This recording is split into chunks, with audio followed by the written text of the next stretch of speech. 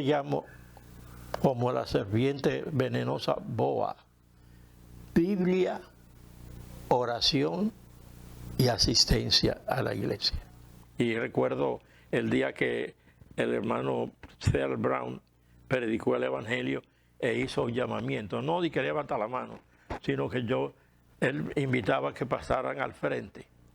Y yo me paré y recibí al Señor. Nacer de nuevo es cuando nosotros nos convertimos a Cristo. Es un peligro, sobre todo en los jóvenes. ¿Había oposición también al cristiano? Nunca hubo oposición. Nunca. No. Okay. La música viene de Dios. Si cogemos los salmos, cogemos el Antiguo Testamento, allá está. David tenía su canto. Tenía que trabajar como médico y muchas veces prediqué sin haber dormido, porque había tenido...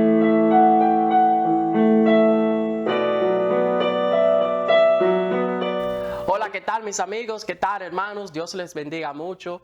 Gracias por estar presente, gracias por estar aquí pendiente a una entrega más de Ministerios LEM.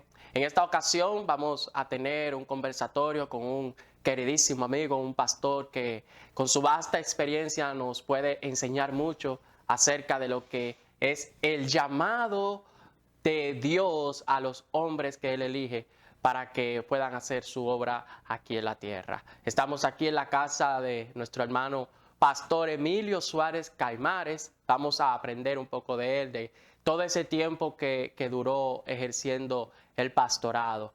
Pastor, ¿cómo está? Dios le bendiga. Muy bien, gracias hermano. Quiero expresarle que nací el 11 de julio de 1938. Mi padre se llamaba Emilio Suárez, mi madre Estela Caimares.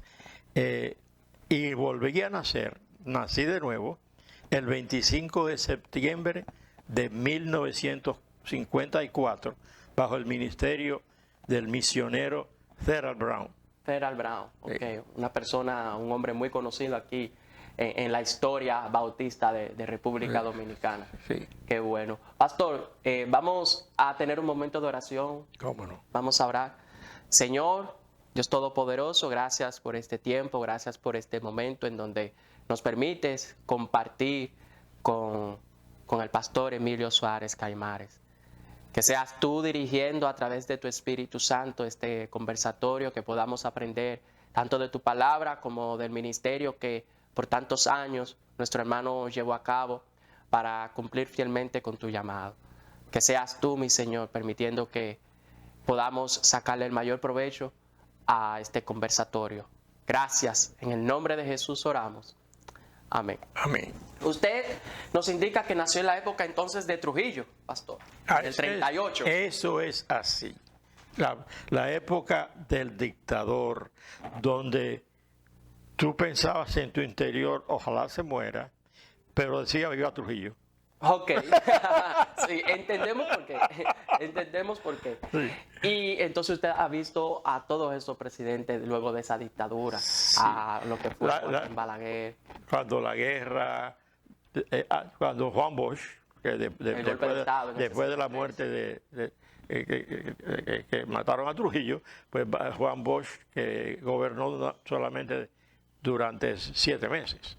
Ajá, 7 a 9 meses. Sí, por ahí. Y yo voté por Juan Bosch. Okay. Usted nació en el 38. ¿Dónde? ¿De dónde usted viene?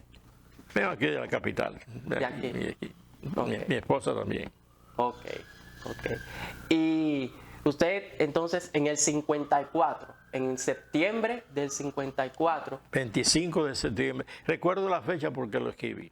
Okay. 25 de septiembre de 1954. Usted nace de nuevo. ¿A qué se refiere con nacer de nuevo? Vamos nacer de nuevo es cuando nosotros nos convertimos a Cristo, o el Señor, mediante el poder del Espíritu Santo, nos convence mediante la predicación de la palabra de un siervo de Dios. De manera que recuerde lo que dice el Señor a Nicodemo en capítulo 3 de Juan: el que no naciere de nuevo no puede ver el reino de Dios. Nacer de nuevo es nacer de lo alto, nacer de arriba, nacer del Espíritu. Y eso sucede cuando una persona se recibe a Cristo como su Señor y Salvador personal. Amén. ¿Usted recuerda la experiencia en aquel momento? ¿Cómo fue que aceptó al Señor? ¿Cómo fue que lo conoció? ¿Cómo fue que nació de nuevo? Si había alguna persona que lo llevó a esa decisión. Sí, bueno, tenía dos amigos que aún uno de ellos murió, apellido Mejía. El otro vive en Cabarete, vive aún. El otro día conversamos por teléfono y ellos eran convertidos. Y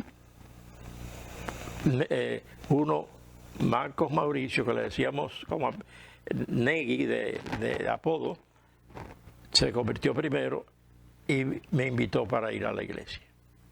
Y escuché el Evangelio y recuerdo el día que el hermano Cedar Brown predicó el Evangelio e hizo un llamamiento, no de que levantar la mano, sino que él invitaba a que pasaran al frente. Y yo me paré y recibí al Señor. Habló conmigo y después recibí instrucciones, inclusive como nuevo creyente, de la hermana Doretta Brown, que cuando no existían lo que tenía la tecnología hoy, que con franelógrafo nos explicaba, y entonces después yo hice lo mismo, iba a un grupito de niños, le llevaba menta, le llevaba pilones, y entonces le daba clase, y me embotellaba la clase, y entonces los domingos los llevaba a la iglesia. Era una iglesia de niños pobres. Okay. ¿En qué ciudad fue eso? ¿Aquí mismo en Santo Aquí en la capital, sí. Okay. Y antes de esas dos experiencias con sus amigos y con Cedar Brown y Doretta Brown, ¿había escuchado antes de Dios, del Señor? Naturalmente, porque nací, tú sabes, católico. Mi abuela era muy católica. Cuando iba a Santiago nos llevaban a la misa tempranito, antes de acostarse rezaban el rosario, todo esto, pero no había nacido de nuevo, era religioso. Hice la primera comunión inclusive con mi hermana, como llaman los católicos, pero el Evangelio vino a través de sus amigos y la predicación de Cedar Brown y naturalmente del Señor. Muy bien, pastor. Y desde ese día del 25 de septiembre del 54 a la fecha, son muchos años, son 60 años, 50 años, son más. Vamos a ver, hay 46 y 23. Eso vienen siendo alrededor de 69 años. Bueno, yo tengo 84 y tenía 16 cuando recibí al Señor. Así mismo es. Alrededor de 68, 69 años hace. ¿En ningún momento se ha apartado del Señor? No. Nunca. No. El secreto para todo creyente, hay tres cosas que yo le llamo como la serpiente venenosa boa: Biblia, oración y asistencia a la iglesia. Lo primero que yo hago en la mañana, yo preparo el café, es lo único que hago. Yo preparo 2 veces al día, lo preparo, lo conecto, me chequeo la glucosa porque soy diabético, me tomo una medicina para la presión y voy a mi cuarto y abro la palabra. Leo la Biblia todo el año, más de una vez quizás, y estoy actualmente por Éxodo en el Antiguo Testamento, leo un salmo diario. Además estoy en Mateo, terminando el libro de Mateo, en el capítulo 24 de Mateo, y siempre hago eso. Además tengo Biblias de estudio, como la Biblia de MacArthur, la del Diario de Vivir. Tengo otra ahí que voy a regalar a un hermano que viene hoy, Biblia, estudio devocional, Biblia Certeza. Es una buena Biblia, pero prefiero el Diario de Vivir y la de MacArthur. Ok, qué bueno. O sea, que es una larga historia Bueno, de fidelidad al Señor. El Señor es que ha sido fiel, Amén. porque somos pecadores. Somos pecadores y aunque nos convertimos al Señor, pecamos hasta con el pensamiento, pecamos cuando debemos hacer lo bueno y no lo hacemos, porque hemos nacido de nuevo, pero solamente en el cielo no habrá pecadores. Así es. No todos los que son llamados a nacer de nuevo ejercen un ministerio, y menos un ministerio pastoral. Usted lo ejerció por muchos años. Sí. ¿Qué lo inquietó? ¿Cómo usted sintió el llamado para trabajar en ese ministerio? ¿Cómo nace ese deseo de trabajar para Dios? Yo creo que todos los creyentes, todos, el Señor nos demanda de predicar el Evangelio, a todos, pero no a todos los llama para ejercer el ministerio. Los misioneros comenzaron a enseñarme, el misionero Lyle Jessup en Mayor y el misionero Robert Mayer me dio clases de homilética, hermenéutica, y eso es lo que he hecho. No he ido a un instituto bíblico. ¿Qué tiempo fueron esa clase de homilética, hermenéutica? ¿Se acuerda? Sí, tengo hasta los libros. Tengo libros de esos. No es el mismo libro, pero los he comprado otra vez. Tengo varios libros de homilética y tengo libros también de hermenéutica, del exégesis de la palabra del Señor. Como ellos comenzamos a dar clases y me ponían a predicar, ellos consideraron que yo sería un futuro pastor. Ellos, la iglesia local, donde usted está, No, o los misioneros. Cuando mi mamá se enfermó, yo tenía 16 años de cáncer, y mi papá era músico, pero estaba en Venezuela. Éramos dos hermanos, de padre y madre, mi hermana y yo. Yo le llevo 1 año y 5 meses. Nos fuimos a vivir 1 año a Santiago y mi madre falleció allá. Pero mi mamá, primero yo me convertí, después mi mamá también se convirtió, y el 3 de julio de 1955, junto con otros hermanos, el hermano Brown nos bautizó por inmersión. Entonces nos fuimos a Santiago. Allá murió mi mamá el 25 de octubre de 1955. Ella cumplía año el día de Nochebuena, 38 años cumplía. Y mi papá estaba en Venezuela. Fue un año bien difícil. Yo estaba en el 3er año de la normal, que lo hice en Santiago. Después mi papá regresó de Venezuela y entonces regresamos aquí a la capital. O sea, el 4.º año comencé a estudiar. El Señor cambió mi mente porque mi padre era músico y lo que yo quería era ser músico. Pero el Señor, me di cuenta que no era lo que convenía como cristiano. Entonces decidí estudiar medicina. Hice el primer año de medicina, era compañero de José Joaquín Puello, era compañero del doctor Bernardo de Filló, un cardiólogo muy bueno, y era compañero de Arístides Sinchaustegui, que era normal, y éramos muy amigos. Arístides.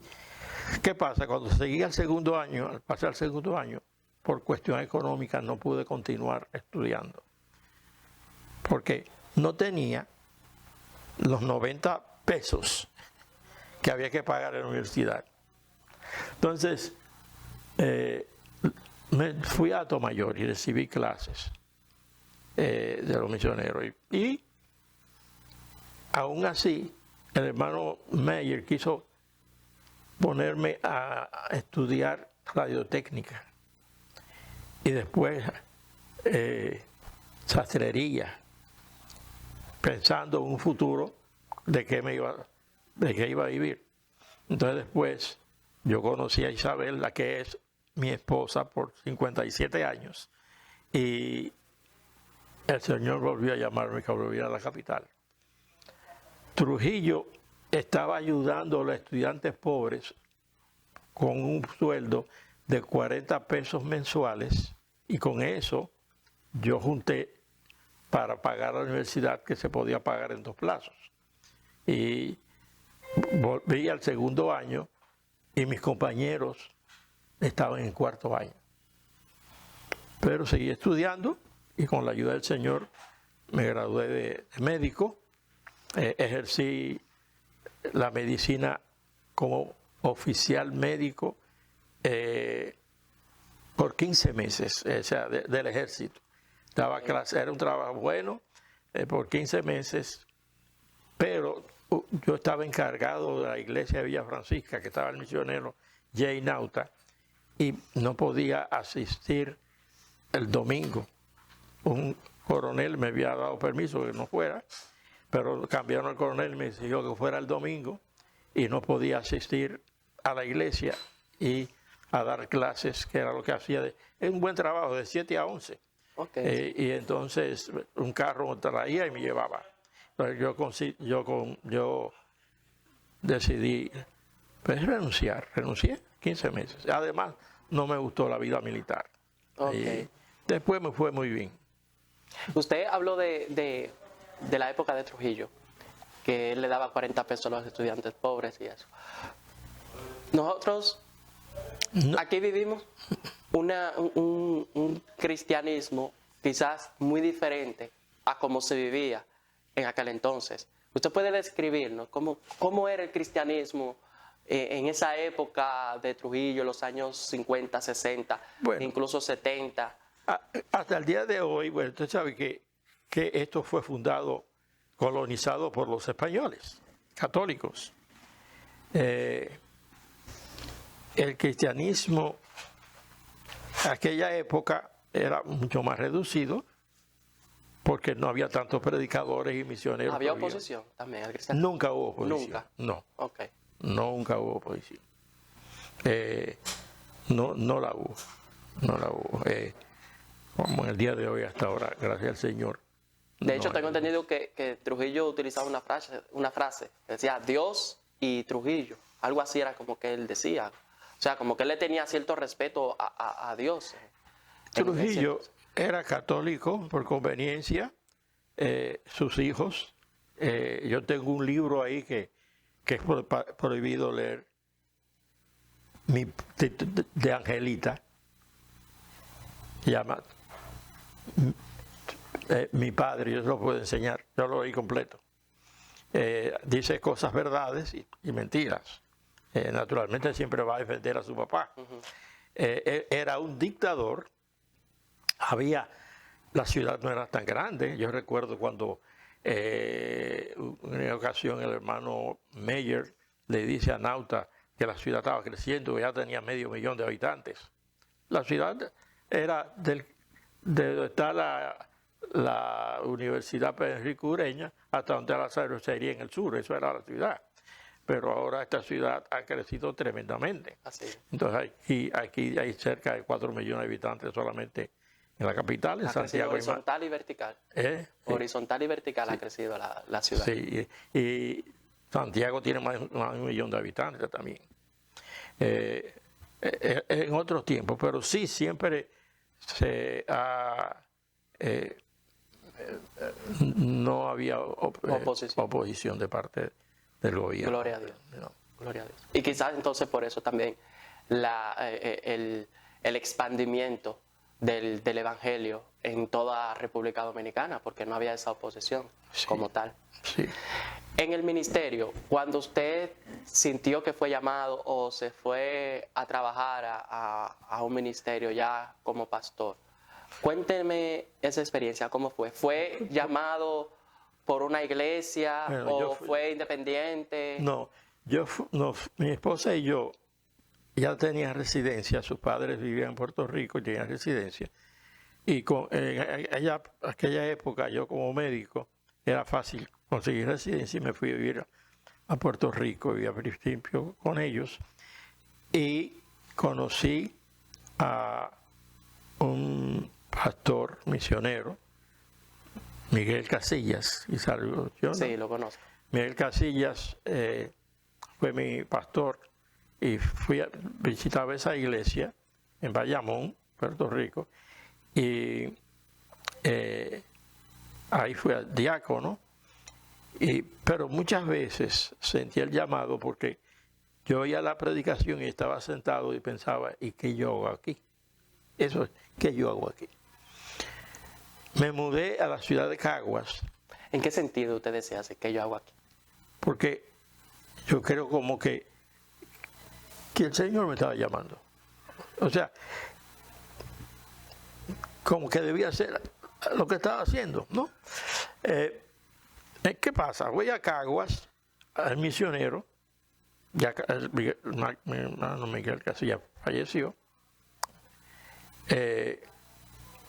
llamado Jim Steindorf, no sé si lo conoció. Me voy a la iglesia.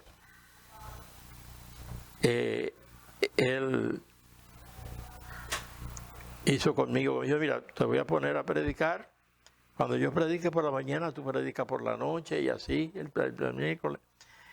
Entonces, él, Es en Caguas, ¿verdad? en Caguas. En Caguas, él tenía que irse, como cada 4 años, los misioneros iban un año a visitar las iglesias que lo sostenían. Y me dejó encargado de la iglesia, como pasó aquí. ¿A qué edad fue eso? ¿Qué edad usted tenía? ¿Qué edad tenía? Unos 30, 32 años, no sé. Entonces, él tuvo un año. Durante ese periodo, la iglesia creció. Tumbamos paredes, hicimos un bautisterio, no tenía. Cuando él regresó, yo tenía que trabajar como médico y muchas veces prediqué sin haber dormido, porque había tenido un servicio allá en guardia. Y qué bendición que yo había llegado. Pero al poco tiempo él me dijo que él quería que yo me quedara como pastor de la iglesia. Usted dice que la iglesia creció.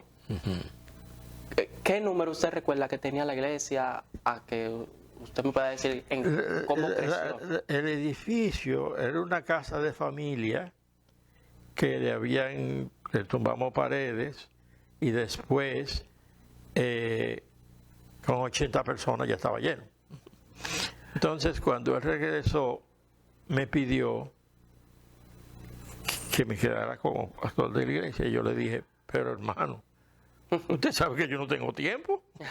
Y me dijo, no, pero mire, ¿sabe que yo? Entonces me dijo, yo le dije que me diera un mes para orar y pensar. Entonces después de ese mes, yo le dije que estaba bien, pero que yo quería que él me ayudara. Y dijo que sí. Entonces se reunió con la iglesia, yo no estaba presente. Yo creo que eso es, como dice, lo toma o lo deja, porque okay, me voy. Pero yo no estaba ahí. De manera que al poco tiempo el misionero se fue para Calley, otro pueblo. El misionero, sí, fundador de iglesia, ¿no? Claro. Entonces, nosotros necesitábamos otro edificio que hubiera más gente. Comenzamos a ahorrar y teníamos, recuerdo, $2,000 ahorrando, y apareció un hermano que tenía un solar que lo vendía en $22,000. Baptist Mid-Mission nos hizo un préstamo de $10,000 y un misionero que está con el Señor, Teodoro Hommel se llamaba, nos prestó $10,000 sin pagar ningún interés. Pagamos al misionero, pagamos a Baptist Mission, y ellos nos prestaron otra parte más. Y pues compramos el edificio, y comenzamos a hacer el edificio. Ahí caben actualmente 250, 300 personas y todo eso. Y, O sea que fue significativo el crecimiento. Sí. Cuando compramos el solar, era como monte, pero si te vas a Puerto Rico, a Caguas, ahora pasa una avenida por ahí. Okay. Sí.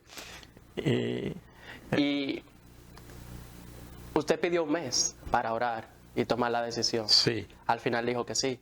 Sí. ¿Usted recuerda por qué dijo que sí? ¿Qué recibió usted de parte del Señor o qué sintió de parte del Señor para decir que sí, para aceptar el llamado en ese momento? Porque yo creo que ya el Señor me estaba llamando ese tiempo. Desde aquella vez que usted se Sí. sentó y dijo, ¿qué yo hago aquí? Sí. Además, yo sentí, estaba joven, ya soy un anciano, y vi el aceptamiento de los hermanos, ¿no? Joven en unos 30 y pico de años. De 30. Porque se lo digo, le hago la aclaración, porque muchos hoy pueden entender que ya después de 30 años el Señor puede ser que no le esté llamando, que tiene que ser comenzando una carrera de los 20. No. Y no necesariamente es así. Hay personas que están estudiando en la universidad, estudiar carrera a 60 años y más. Exacto. Y así que eso no importa. Ya siendo diabético, hipertenso, he notado que ya no estoy yendo allá a Villamella, porque ya en 10 minutos yo llego a la Iglesia Bautista Cristiana los domingos, ¿no? Ya no me siento como cuando era joven. Sí, claro, se entiende. Ya usted nota que va perdiendo las fuerzas, ¿no? Yo siempre recuerdo un mensaje Sí. que usted predicó acerca de eso en Eclesiastés, Sí. cuando florece el almendro, cuando las fuerzas se van acabando. Sí. Eso es así, eso es natural. Eso es natural. Y sabemos que tenemos vida eterna, todos tenemos vida eterna, hasta los impíos. La diferencia es que hay unos que tenemos vida eterna para con el Señor, otros van vida eterna en el infierno. En el infierno. Muy bien. Entonces, el Señor llama, el Señor escoge. Todos tenemos la palabra, por ejemplo, a Timoteo, Pablo dice, toda la escritura es inspirada por Dios y útil para enseñar, para redarguir, para corregir, para instruir en justicia, a fin de que el hombre de Dios sea perfecto, enteramente preparado para toda buena obra. Y dice, te encarezco delante de Dios, el Señor Jesucristo, que juzgará a los vivos y a los muertos en su manifestación en su reino, que prediques la palabra a tiempo, que instes a tiempo y fuera de tiempo. Redarguye, reprende, exhorta con toda paciencia y doctrina, etc. Es así. El Señor te llama. Amén. Y tú lo sientes el corazón. Y todos los hombres, incluyendo los incrédulos, el Señor te da talentos a todo hombre. Pero cuando te convierte, además de los talentos, te da dones. Eso que usted está haciendo es un talento y un don que el Señor le ha dado para que haga ese ministerio. Por eso hay diferentes ministerios en la obra del Señor. Porque todos de una manera u otra, ya yo no estoy cantando como antes yo, antes de convertirme, cuando era niño, a los 12, 13, 14 años, ya yo cantaba. ¿Qué cantaba? Himnos, no. Cantaba las canciones del mundo. Y cantaba en la iglesia. Me pusieron a cantar una vez en una emisora. Canté una vez en Radio Televisión Dominicana, que había un programa de aficionados. Y cuando te equivocabas, tocaban una campanita. Y en 2 ocasiones lo hice. Al convertirme, comencé a cantar. Y entonces encontré un hermano que yo lo invité a la iglesia, que usted lo conoce tal vez, Julio llamado Calderón, Julito. Sí, claro. Pues yo cantaba con Julito, él es tenor, yo soy barítono, y cantamos hasta por televisión, en Raintel, que ya es, ¿cómo se llama ahora? Tiene otro nombre ahora. Antena Latina. Antena Latina. Nos daban 15 minutos, nos repartíamos con otros hermanos de otra iglesia, y entonces predicábamos, cuando todavía no existían los Miguel Núñez, antes ya sí, iban cantando. Sí, ya. Y en Caguas, además de pastor, yo tenía un coro, formé un coro de 24 voces, y yo dirigí el coro. Cuando existían cassettes, que ahora no, entonces cogía y le grababa la melodía, el dúo, y se lo entregaba a los hermanos, y lo que tenían, y habían 2 hermanos que cantaban una voz dulce. Él se llama César Augusto González, ella Silvia Canaval, ella era un soprano, ella un tenor, y hacían dúos preciosos y solos. Gloria a Dios. Tengo como hijo de músico todavía hasta a esta altura, tengo mi clarinete, tengo mi saxofón. El clarinete es mucho más difícil, no lo cree, Vicente no lo cree, que el clarinete es mucho más difícil. Usted, hablando de eso de música, y vemos que tiene también aquí unas notas musicales. ¿Qué tan importante es la música para el servicio de adoración? Bueno, como yo le he dicho, el Señor te da dones, talentos, hay cantantes, hay muchos, Rudy, muchachas que cantan muy bien, y se han desarrollado, han estudiado. Además, la música viene de Dios. Si cogemos los salmos, cogemos el Antiguo Testamento, allá está. David tenía sus cantores. Claro, y eran coros gigantes, ¿no? Entonces, si vamos a los salmos, la mitad de los salmos lo escribió David, y parte de ellos cantaban. Entonces, la música viene de Dios. Ahora, a través de los años ha habido cambios. Por ejemplo, yo prefiero la música clásica, pero también sería un hipócrita si nos dijera que tengo CDs ahí de cantantes que no creyentes que cantan muy bonito. Pero la mayoría que tengo es de clarinetes, tengo de saxofón. Un hermano vino esta tarde a estudiar conmigo saxofón, pero el clarinete es mucho más fácil. La palabra se llama saxofón porque el inventor de ese instrumento se llamaba Alfredo Sax. Y el saxofón es más popular porque es mucho más fácil, es de metal. Un buen clarinete tiene que ser de madera. Pero el clarinete sube más y baja más. Pero usted toca el saxofón y dice, ¿por qué? Ay, que no están en el mismo tono. Entonces, usted ha oído este norteamericano muy famoso que toca saxofón, Kenny G. Kenny G, el que tú ves que chiquito, el clarinete es saxofón soprano. Él toca el saxofón tenor y toca el alto. Comenzó a estudiar música a los 12 años, tiene 60 y pico de años ahora. Son gente que se dedican a la música. A la música. Se dedican a eso. Y hay en Estados Unidos iglesias donde tienen sinfónicas. Aquí hay una iglesia, la IBO, Iglesia Bautista Osama, donde hay un hermano que ya ha graduado de del conservatorio, que sabe mucha música, es amigo mío, Roger Peralta, que dirige y tiene tremenda orquesta en esa. Pero, Sí, pero música. los forma. La música es muy, muy importante y Claro. viene de Dios. Yo tengo 5 himnarios ahí. Ahora hay nuevos himnos que han metido, porque siempre está renovando, pero yo tengo el himnario bautista, el himnario de gloria y alabanza, el himnario Celebremos su gloria.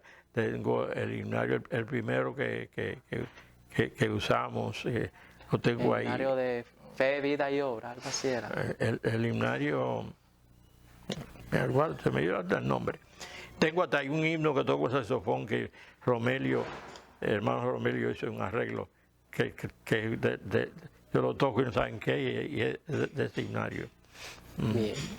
Entonces, volviendo al tema del ministerio del pastorado, ¿qué tiempo usted como pastor? Sí, la iglesia me dio, cuando vine para Puerto Rico, que dice que tuve 28 años, en realidad fueron 30 porque no cuentan los tiempos que el misionero estuvo fuera. Pero después que regresé al país, ayudé por un tiempo al hermano Rafael Gómez, que era la iglesia que estaba en Gascue, no me llama, y ahora tienen otro edificio, pero me he unido a la iglesia bautista, ni un tiempo con José Agüero, que es muy amigo mío, y predicó varias veces allá en Caguas, además del hermano Rudy, y volví a la iglesia bautista cristiana porque durante la pandemia por ahí el edificio es muy pequeño y muy pegado y era más cómodo acá. Ok, Sí. sí. A unos 28, 30 años. También, ¿Cuál fue? También en la música de 2006 tocaba en la iglesia clarinete y con otro toda flauta. La iglesia existe todavía en Caguas, ¿cierto? ¿Cuál es el nombre de la iglesia? Ellos le cambiaron el nombre, se llama Iglesia Bautista Fundamental, ahora se llama Iglesia Bautista Bíblica. Okay. ¿Usted ejerció también el pastorado aquí en República Dominicana en algún momento? No puedo decir eso. El pastorado lo ejercí en Puerto Rico. Recuerda, yo viví en Puerto Rico 35 años. La primera hija, que es Castela, es la única dominicana. Cuando nosotros nos fuimos, Estela tenía 1 año y pico, y las otras 3 son puertorriqueñas. 2 viven en Puerto Rico, Raquel y Rebeca, y una vive en Holanda, que tengo 3 nietos holandeses. Eso ya usted sabe que es otro idioma. Exactamente. Ellos, ¿Se puede comunicar con ellos sin problema en el español? ¿O ellos no hablan español? Sus nietos. Los nietos no hablan español. No. Hablan un poquito, pero ellos prefieren el inglés. Para ellos les es más fácil hablar inglés. Ahora, mi yerno, el esposo de la hija, además de holandés, que es más bien los Países Bajos, habla alemán, porque están pegados de Alemania, y inglés y su poquito de español. ¿Qué tan difícil es? ¿Usted ejerció la carrera de medicina? ¿Usted fue doctor juntamente con el pastorado, o sea, al mismo tiempo? Sí. ¿Qué tan difícil es eso? Es difícil por el tiempo, porque se necesita tiempo para preparar mensajes.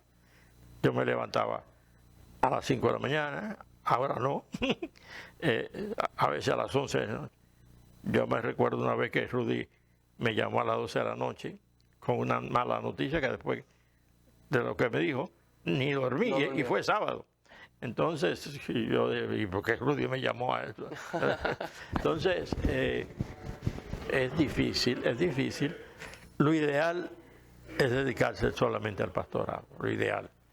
Pero el Señor es el que salva. El Señor es el que salva. Yo he notado a veces que ahora hay que tener doctorados, nombres, estudios. Sí, estudios. Pero no. Usted puede predicar sin ser un sabio, porque el Señor es el que salva. Tú predica el Evangelio. Las El buenas Espíritu nuevas. Santo es Claro. el que convence de pecado, de justicia. Claro, claro, así es la cosa. Esa es la situación. Eso es qué tan difícil. Ahora le voy a cambiar un poco la pregunta. ¿Cuál es más difícil? ¿Ser pastor o ser doctor? Porque ser doctor es una gran responsabilidad. ¿Cuál es más difícil? Y más si se hacen al mismo tiempo. Yo creo que cuando yo venía de mi trabajo, los problemas del trabajo se quedaban en el trabajo. Pero los problemas relacionados con la obra vienen con uno todo el tiempo. O sea que el pastorado es más difícil. Es más demandante. En Estados Unidos, que todo se hace por encuestas, han sido encuestas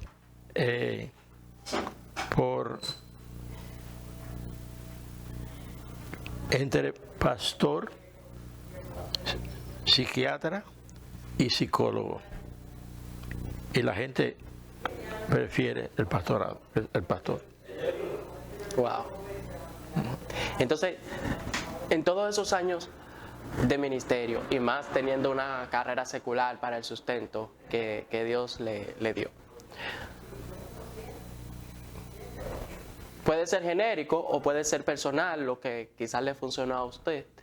Pero ¿cuál es la clave para mantenerse fiel en el ministerio? Quizás no perfecto, pero sí irreprensible, sí honesto, sí llevar el ministerio de una manera honesta. ¿Cuál es la clave? Usted habló ahorita de una constancia en la lectura, en la oración, en la asistencia a la iglesia. ¿Va por ahí o hay algo más en cuanto a la clave? Y más en ese ministerio pastoral. Hay una cosa más importante que la iglesia misma. Además del Señor, tu ministerio es la familia. O sea, nosotros los hombres nos atraemos por la vista. Es una mujer muy bonita, va a la playa. La mujer no tanto.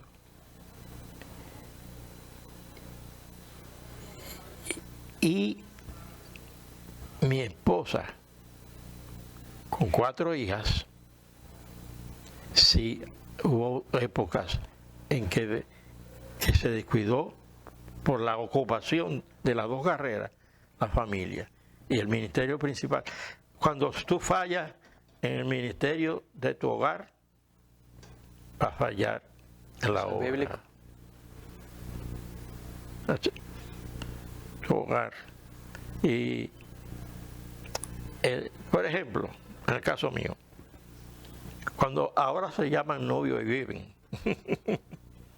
yo conocí a Isabel, ella tenía residencia, se aguantó para ir a Puerto Rico, y a los últimos 2 años antes de casarnos se fue a Puerto Rico y los hermanos decían, olvídate de ella, está un misionero, olvídate. Y yo estaba seguro que no. Y cuando regresó, que fue 29 de diciembre del 65, el 22 de enero nos casamos.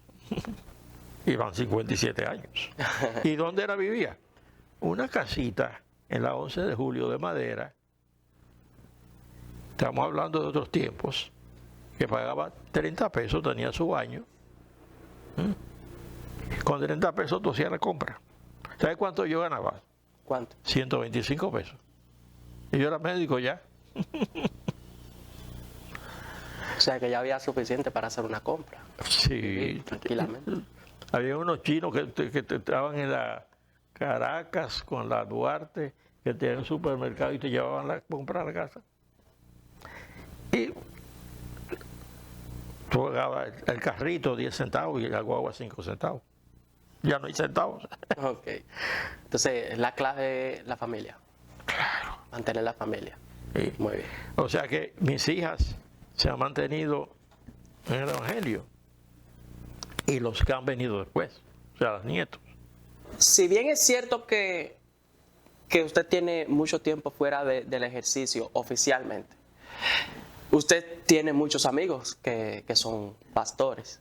Yo quiero saber, o a la luz de sus ojos, ¿cuál es la diferencia o cuáles diferencias nosotros podemos encontrar entre pastorear en los tiempos pasados y pastorear en estos momentos, donde quizá hay una juventud más rebelde, donde la tecnología está presente, los tiempos han cambiado? ¿Qué diferencias marcadas usted puede decir que pueden existir en las dos épocas? Sí, cuando yo estaba en Puerto Rico y cuando era joven, no existía el celular. Lo que existía solamente era el teléfono. Y la tecnología, que todos tenemos un celular, es buena, pero es mala. Por ejemplo, yo puedo llamar por videoteléfono a mi hija en Holanda. Ahora aquí son la 1:03, allá son las 5 de la tarde. Pero yo puedo llamarla. Y a veces la llamo cuando está almorzando y ellos están cenando. Okay. Pero es un peligro, sobre todo en los jóvenes. Cada cual tiene. La hija mía, que vive en Holanda, le controla eso A los nietos. hacia los nietos. Cada cual, todo el mundo tiene su celular, ¿no? Controla eso y ve que, porque hasta uno le meten cosas que tú no has pedido y esto que está aquí. Y te sale una mujer con una cosa, ¿usted me entiende? Sí, en este sentido es más difícil, sobre todo después de la pandemia. La pandemia teníamos que ver el servicio por Zoom. No íbamos y después comenzamos a ir, pero no se ha restablecido la iglesia como antes de la pandemia. Fue bien afectada la iglesia a nivel mundial. Sí. La iglesia universal fue afectada A nivel mundial. por esa pandemia. Y la diferencia entonces entre Puerto Rico y República Dominicana u otras naciones que usted pueda decir. Bueno, Puerto Rico somos latinos. La única diferencia que yo noto es que todo puertorriqueño es ciudadano americano. Sí. Entonces, el puertorriqueño a veces, buenos hermanos, yo recuerdo una noche que yo lloré porque buenos hermanos, matrimonio, buen hijo, decidieron irse para Estados Unidos, que era cantante, trabajaba, pero siguen sirviendo al Señor. Están allá en Kissimmee, Orlando, el norte de la Florida. Pero sí, ahora está más difícil en ese sentido. Okay. Antes, como la ciudad era pequeña, tú ibas a pie a la iglesia. Ahora está en carro, hasta en vehículo. Normalmente casi los miércoles no voy a la iglesia, porque ese 27 de febrero es un caos. Sí, es un caos. Pastor, lo más duro que le haya pasado en el ministerio, que usted puede decir, eso me chocó, o eso me marcó. Lo más duro, lo más fuerte que usted fuerte, enfrentó quizás como pastor activo de una iglesia. Fue una vez que una hermana, yo le di una bola, ella dice, ¡pum! Puerto Rico. Y cometí el error de sentarla adelante del carro y no atrás. Y alguien, un hermano yo, y comencé, el cuchicheo. Eso fue lo más difícil. Tuvo que haber una reunión y todo eso. Eso fue lo más Eso fue. sí. ¿Y la bendición más grande que usted tuvo? Aparte de la salvación, ¿qué otra bendición en el ministerio usted puede decir rápidamente? No ver crecer la iglesia, formar hermanos, ministrar. Porque yo daba clases de escuela dominical y además predicaba y cantaba, muchas veces dirigía el servicio cantando y predicando después que llegaron hermanos. Yo recuerdo un hermano que ya murió, que era famoso, que era un salsero, y después se convirtió, y él dirigía la música. Okay. Pero famoso de grabar discos y todas esas cosas. Okay. Y sabes, ¿cómo se llamaba el hermano que murió? Johnny Vázquez se llama. Johnny Vázquez. Sí. Ok. Sí. Entiendo. Usted mencionó ahorita la oración, la lectura de la palabra de Dios y la asistencia a la iglesia. Sí. No es lo mismo ver, porque nos pasó en la pandemia, un culto por video o por YouTube. ¿Qué tal? Eso Además, tú puedes ver muy buenos predicadores, y los hay por YouTube, pero ese no es tu pastor. Exacto. De El hecho, pastor- hay un pastor que en sus redes sociales coloca, lo puedo decir, el pastor Miguel Núñez, lo he visto, donde él dice: mañana estaremos compartiendo tal y tal mensaje en la Iglesia Bautista Internacional, pero debajo dice: recuerda que tu iglesia local es prioridad. O sea, él te está diciendo: vamos a tener esto, pero tu iglesia local tiene la prioridad en todo asunto.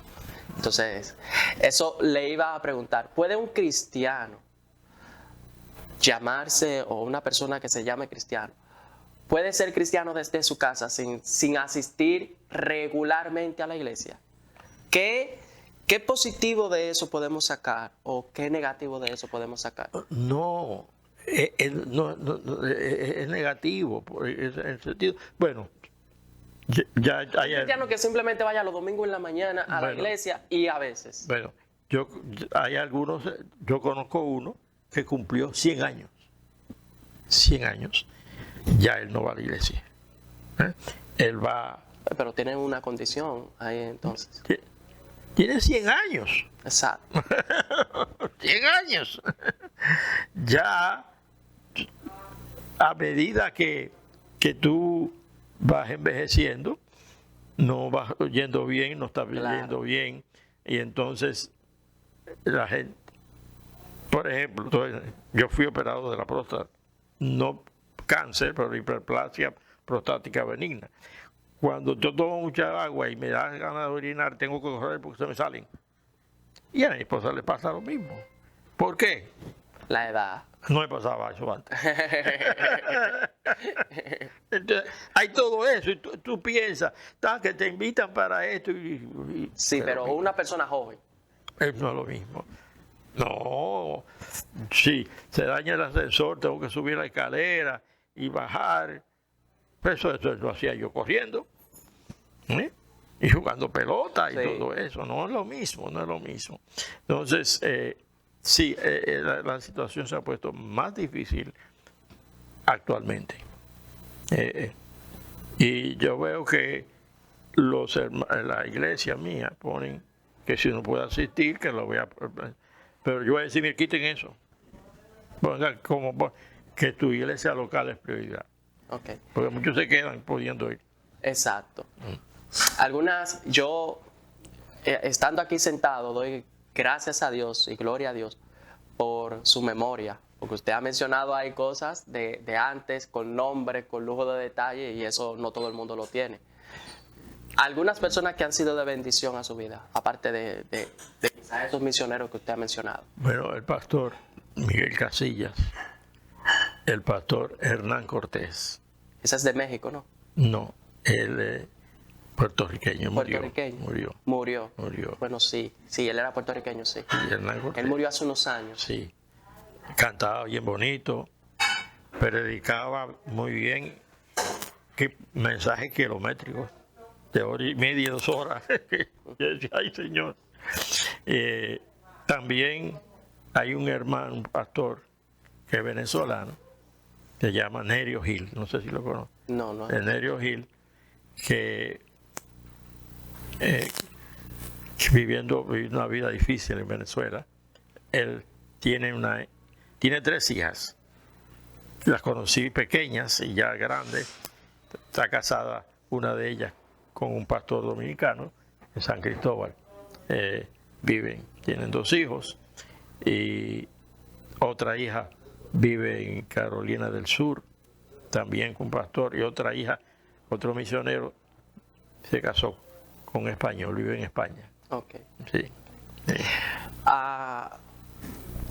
Como le dije anteriormente, este ministerio también, aparte de glorificar a Dios, ha sido creado para esos jóvenes que se sienten inquietados, llamados por el ministerio, específicamente por ese ministerio pastoral, por ese llamado de Dios que le hacen, y quizás están inseguros, no tienen todavía una respuesta clara de parte del Señor en cuanto a ese ministerio. ¿Algún mensaje que usted le quiera dar a ellos? Yo quiero decir a los jóvenes que si Dios le ha llamado, y el único que lo sabe es la persona, no van a ser felices. No van a ser felices. Tiene que hacerlo. Pero hay que hacerlo. Se debe hacer. Se debe hacer.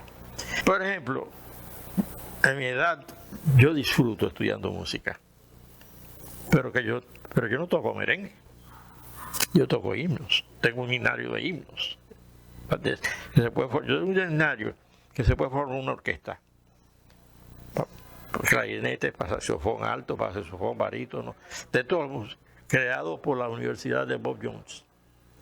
Es himnario. Y lo tengo ahí, y tiene himnos conocidos, y se puede formar una orquesta con Okay. eso. Pastor, el tiempo se nos ha ido. La verdad que hablar con usted es grato porque hay muchas enseñanzas y muchas experiencias que contar. Vamos a ver si próximamente o luego podemos tener cualquier otro tipo de conversatorio para seguir aprendiendo. Pues muchas gracias por estar aquí. Pues todo para la gloria del Señor. Amén. El único perfecto es el Señor. Amén. Así el es. único que llama es el Señor. Él es omnisciente y sabe todas las cosas y tiene un propósito en la vida de cada uno de nosotros. Así es, así es. Bueno, Muchas gracias, pastor. y gracias a ustedes. A ustedes, esperen otra entrega más y gracias por estar en sintonía. Dios les bendiga mucho. Gracias por estar siempre con nosotros.